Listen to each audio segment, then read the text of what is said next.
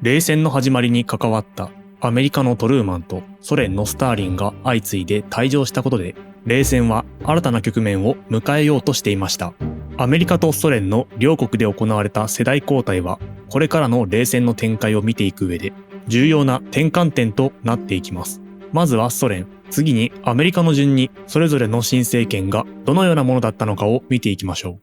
スターリン時代のソ連では重工業が優先されたため、農業はおろそかにされていました。その影響で国民は厳しい生活を強いられていましたが、弾圧によって声を上げることはできず、社会に不満が広がっていたのです。そのため、スターリン亡き後のソ連指導部は国民に対して、我々はスターリンとは違うということを示さなければなりませんでした。こうしてスターリンの後継者の座をめぐって激しい権力闘争が展開されることになりますが、政策を転換しなければならないという点では指導部の間で一致していました。新しいソ連の指導部は改革を模索し、スターリン個人が支配していた独裁体制から集団で指導する体制へと転換しようとしていきます。この過程で政務のトップと党務のトップが分離され、首相にはマレンコフが、そして第一書記にはフルシチョフが就任したのです。世代交代が行われたソ連では、スターリン時代とは違うことを示すために、国内と国外の両方で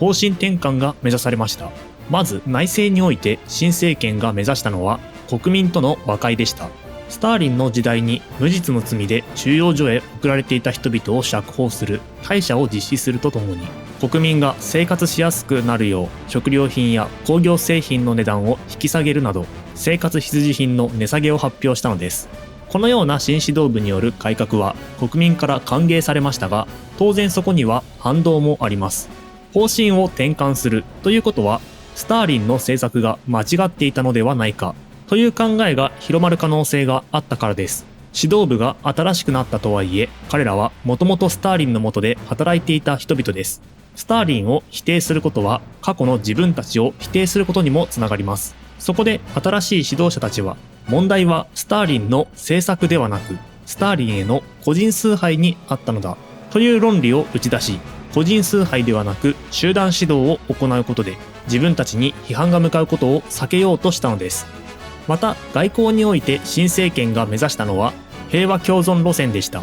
これはアメリカとソ連という2つの異なるシステムが戦争ではなく平和な形で共存することが可能であるという考え方です。こうした国際的な緊張緩和の流れの中で、朝鮮戦争も休戦へと向かっていきます。そしてソ連はスターリン時代に対立していたユーゴスラビアとも関係を改善し、西側陣営と東側陣営が共存する世界を目指すようになります。世界を舞台にアメリカとソ連が向かい合うという構図は基本的には変わりませんでしたが、東西の緊張は次第に緩和されていきました。このように東西対立の緊張が緩んでいく動きは雪解けと呼ばれ、両陣営の中からもこれを歓迎する声が出るようになっていきます。ところが、スターリンの後継体制としてソ連指導部が採用していた集団指導体制はやがて崩れていくことになります。党のトップであったフルシチョフが政治のトップであったマレンコフを退陣へと追い込んだからです。そしてフルシチョフは自身の盟友であったブルガーニンを新しい首相にすることを提案し、これが実現されたことによってフルシチョフの主導権が確立され、ソ連におけるスターリンの後継者はフルシチョフであると認識されるようになっていきます。このようにソ連が平和共存路線を進めた一方で、アメリカは冷戦を持続可能なシステムとして固定化しようとしていました。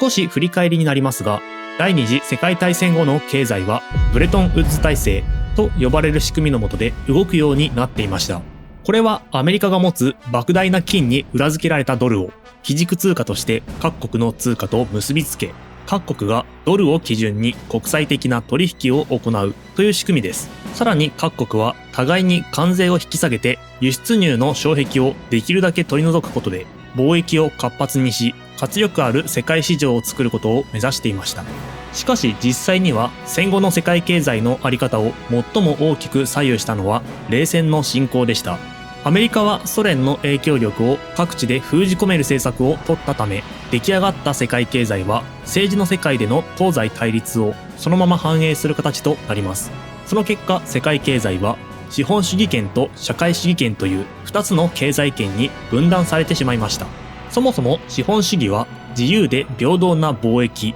という理念を掲げています。しかし実際には社会主義圏との貿易は厳しく制限されることになりました。このような状況は本来の理念と矛盾するものであり、戦後に目指されたブレトンウッズ体制は当初の構想通りには実現されなかったのです。こうして基軸通貨となったアメリカのドルは援助という形で西側陣営へと流れ込んでいきました。アメリカはこの援助を通じて西ヨーロッパや東アジア、中東といった冷戦の最前線に多くの軍事基地や施設を築いていきます。さらにアメリカは援助を通じて西側諸国への影響力を強め、経済面でもアメリカ主導の秩序を広げていきました。こうしてアメリカ企業が原料や資源を獲得し、自由に貿易や投資を行える環境が整えられていき、各国の軍隊はアメリカ製の武器を装備して共産主義への抑止力として機能するようになりました。その結果、アメリカは軍事と経済の両面で影響力を拡大し、西側陣営の中心としての地位を強めていったのです。そして第二次世界大戦を終えたアメリカでは、戦争遂行のために設けられていた様々な規制が解除され、戦時中に生まれた最先端技術が次第に民間でも利用されるようになりました。特にエレクトロニクスやオートメーションといった技術は、情報の伝達や労働の効率化を飛躍的に高め、コミュニケーションのあり方や人々の働き方そのものを大きく変えていきます。こうして戦前にはお金持ちの贅沢品とされていた自動車やカメラ、電気冷蔵庫、掃除機、テレビなども大量生産が可能になります。その結果、これらの製品の価格は下がり、戦時中に抑えられていた国民は、その枷が外れて一気に物を買うようになります。こうして大量生産と大量消費を特徴とする大衆消費社会がアメリカ社会の基本的な姿として本格的に定着していくことになったのです。さて、そんなアメリカでトルーマンの後を継いだのは、第二次世界大戦の英雄として知られるアイゼンハワーでした。これは民主党から共和党への政権交代でもあり、戦争はもう疲れた、新しい政治を望むと考えていたアメリカ国民の考えが選挙に反映された結果でもあったのです。そのため新政権のアイゼンハワーは、我々は前政権のトルーマンとは違うということを示さなければなりませんでした。こうして彼はトルーマン大統領の下で始まった朝鮮戦争を終わらせるとともに、安全保障戦略の再検討に着手します。トルーマン時代の安全保障戦略はソ連に対する封じ込め政策でしたが、アイゼンハワーはこの政策を弱腰だと批判して、ニュールック戦略と呼ばれる新しい戦略を提唱していきます。このニュールック戦略を一言で言うと、通常戦力への依存を弱めて核抑止への依存を強めるという戦略です。当時アメリカの軍事支出は朝鮮戦争の勃発を受けて膨大な規模にまで膨れ上がっていました。これは朝鮮半島に兵力を送っただけでなく、